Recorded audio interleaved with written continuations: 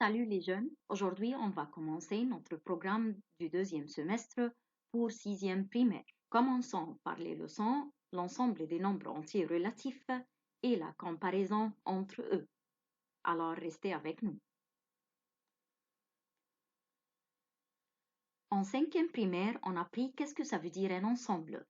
C'est un groupe d'éléments ayant une propriété caractéristique commune. Ça c'est pour le premier terme.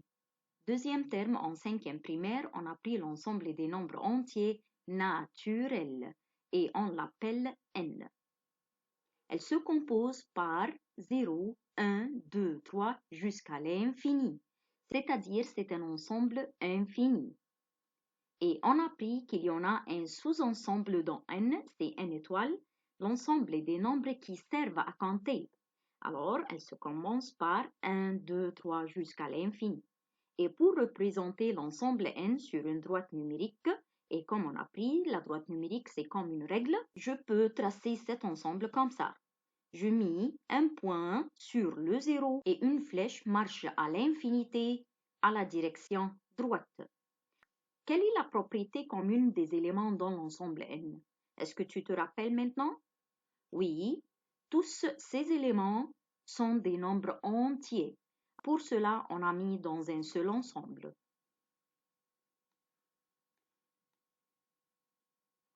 Et aussi en cinquième primaire, on a appris quelques opérations entre les ensembles. Par exemple, n étoile, union, l'ensemble est 0. L'union, c'est-à-dire je collecte tous les éléments de n étoile et les éléments de cet ensemble pour trouver un nouveau ensemble. La réponse ici sera l'ensemble n. Une autre opération, c'est l'intersection. N étoile inter l'ensemble 0. C'est-à-dire, je cherche qui est l'élément commun entre les deux ensembles. On ne trouve aucun élément commun. Alors, la réponse ici, c'est l'ensemble vide. Et maintenant, troisième opération, c'est l'ensemble n moins l'ensemble 0. C'est-à-dire, je barre le 0 de cet ensemble. Qu'est-ce qu'il nous reste? Il nous reste les éléments de n étoile seulement. Alors, l'union et l'intersection et la différence sont des opérations entre les ensembles. De l'autre côté, on trouve qu'il y en a des relations entre les ensembles. N étoile, c'est un sous-ensemble de n, c'est-à-dire tous les éléments de l'ensemble n étoile se trouvent en n. Je peux représenter cette relation par l'inclusion. N étoile inclut n. Et regardez ici, c'est le 0, c'est un élément, pas un ensemble. Est-ce que le 0 se trouve dans n? Oui, absolument. Je peux représenter cette relation par l'appartenance. Alors 0 appartient à l'ensemble n. Et n'oublie pas, on doit séparer entre ces deux relations, l'inclusion et l'appartenance. Alors, sont des relations entre les ensembles.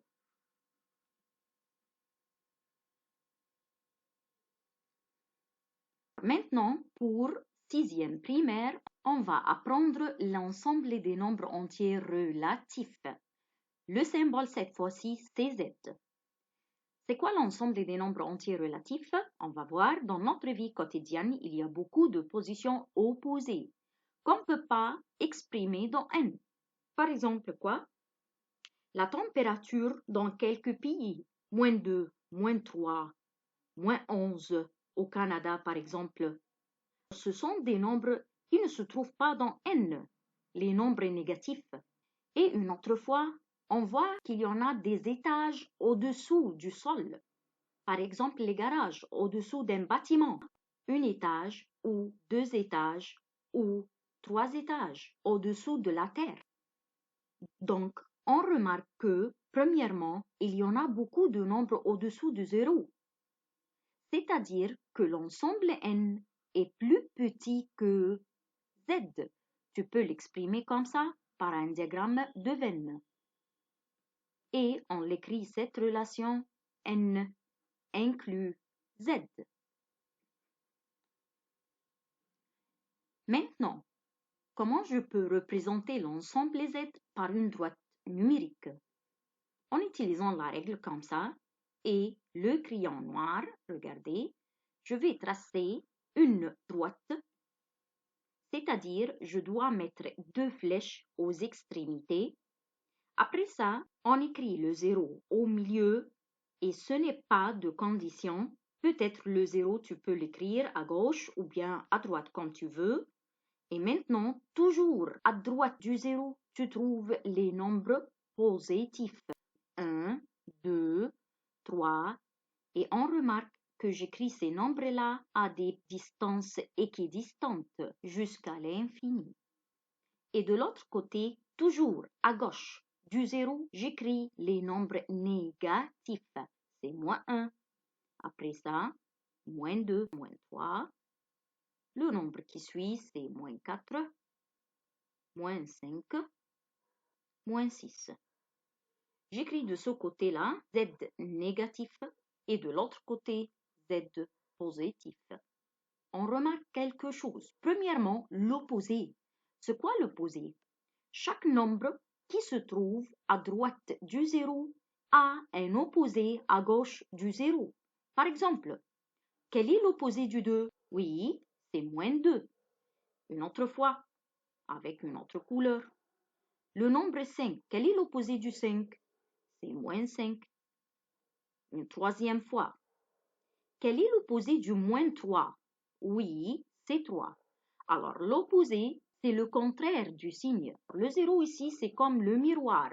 Tu trouves un nombre et son opposé de l'autre côté. Dès que je dis l'opposé, par exemple, du nombre 11, tout de suite, tu me dis c'est moins 11.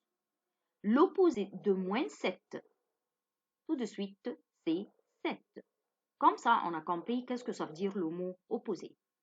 Regardez pour deuxième remarque, c'est quoi la valeur absolue? C'est une distance entre n'importe quel nombre sur la droite numérique et le 0. On exprime le 0 ici comme le centre de la droite numérique. Alors, si je vais demander quelle est la valeur absolue, par exemple, du nombre 7, c'est-à-dire quelle est la distance séparée entre le nombre 7 et le 0, compte avec moi. 1, 2, 3, 4, 5, 6, 7. Je l'exprime comme ça. La valeur absolue du 7 avec ces deux bâtons est égale à 7, c'est-à-dire la distance entre le nombre 7 et le 0 est cette unité. Une autre fois, quelle est la valeur absolue, par exemple, du nombre moins 4? Je peux demander la question avec une autre méthode. Quelle est la distance entre le nombre moins 4 et le 0? Comptez avec moi. 1, 2, 3, 4. Je peux l'exprimer comme ça. La valeur absolue du moins 4 toujours est égale à 4. On déduit que la valeur absolue, c'est une distance. Et toujours la distance est un nombre positif. Une autre fois, quelle est la valeur absolue, par exemple, du moins 11? C'est-à-dire, la distance entre le nombre moins 11 et le 0 est égale à 11. Quelle est la valeur absolue du 3? C'est-à-dire, la distance entre le nombre 3 et le 0. Toujours c'est 3. Alors, la réponse de la valeur absolue, toujours un nombre positif. Mais il y en a quelques idées dans le livre scolaire, il te dit quoi? La valeur absolue d'un nombre x, c'est une valeur inconnue, est égale à, par exemple, 2. Tu dois réfléchir, la valeur inconnue ici, c'était combien avant de le mettre dans la valeur absolue? Oui, tu as raison, peut-être est égal à moins 2 et aussi peut-être est égal à 2. J'écris comme ça cette réponse, je l'écris x est égal à plus ou moins 2. C'est-à-dire que la valeur du x, on ne sait pas. Est-ce que c'est moins 2 ou bien 2 avant de le mettre dans la valeur absolue? Comme ça, on a compris qu'est-ce que ça veut dire la valeur absolue, c'est la distance. Troisièmement, la comparaison, c'est-à-dire mets le signe plus grand, plus petit ou égal. Par exemple, qui est le plus grand? Moins 5 ou bien 0? Regardez un peu. Toujours, le 0 est plus grand que n'importe quel nombre négatif. On exprime le 0 comme le niveau de la mer. Et moins 5, c'est au-dessous de la mer. Une autre fois, qui est le plus grand? 2 ou bien moins 4. Toujours, le nombre positif est plus grand que n'importe quel nombre négatif. Car le 2 ici, on l'exprime par au-dessus du niveau de la mer. Mais moins 4, c'est au-dessous de la mer. Et comme on a dit que le 0, c'est le niveau de la mer. Une troisième fois, qui est le plus grand? Moins 1 ou 1? Oui, absolument. Le nombre positif est plus grand que n'importe quel nombre négatif. Une dernière fois, qui est le plus grand? Moins 6 ou bien moins 2? Réfléchis un peu. Tu dis moins 6, c'est le plus grand? On va voir. Regardez sur la droite numérique, moins 6. Et ici, moins 2. Qui est le plus grand? Moins 2, absolument, c'est le plus grand. Car il est plus près du 0. Et comme ça, on a compris qu'est-ce que ça veut dire la comparaison entre les nombres relatifs. Et maintenant, est-ce qu'on peut exprimer l'ensemble Z par la méthode de la liste? Tu peux écrire l'ensemble Z est égal à, ouvre un accolade. Tu commences par des pointillés.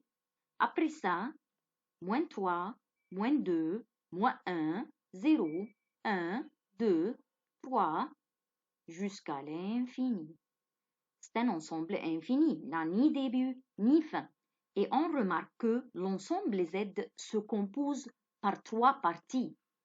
Quelles sont ces 3 parties? Premièrement, l'ensemble des nombres positifs. Commençons par 1, 2, 3 jusqu'à l'infini. Et l'ensemble des nombres négatifs. Moins 1, moins 2, moins 3 jusqu'à l'infini. Et le 0. Le 0, c'est un élément neutre, ni positif ni négatif. Tu peux l'écrire comme ça, que Z est égal à Z négatif union l'ensemble 0 union Z positif. Alors, quelles sont les 3 parties du Z? Oui, Z négatif, c'est la première partie. L'ensemble 0, c'est la deuxième partie.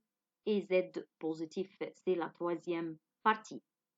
On peut exprimer par une autre méthode. Regardez, Z est égal à l'ensemble N union qui? Réfléchis un peu. L'ensemble N, c'est-à-dire du 0 jusqu'à l'infini. Qu'est-ce qu'on doit ajouter pour obtenir l'ensemble Z? Oui, c'est l'ensemble Z négatif. Alors comme ça, c'est la réponse. C'est une autre méthode pour exprimer l'ensemble Z. Z, c'est l'ensemble N union Z négatif. De ce qui précède, je peux écrire que Z positif, c'est l'ensemble 1, 2, 3 jusqu'à l'infini. L'ensemble Z négatif est égal à moins 1, moins 2, moins 3 jusqu'à l'infini. Et le 0, comme on a dit, ni positif ni négatif. On remarque que l'ensemble Z positif, ce sont les mêmes éléments. De quel ensemble qu'on a pris de la 5e primaire? Oui, c'est l'ensemble N étoiles. Alors, pour cette année, tu peux nommer N étoiles par Z positif. Les deux sont les mêmes ensembles. Essayez de travailler les exercices du livre scolaire et merci pour votre attention.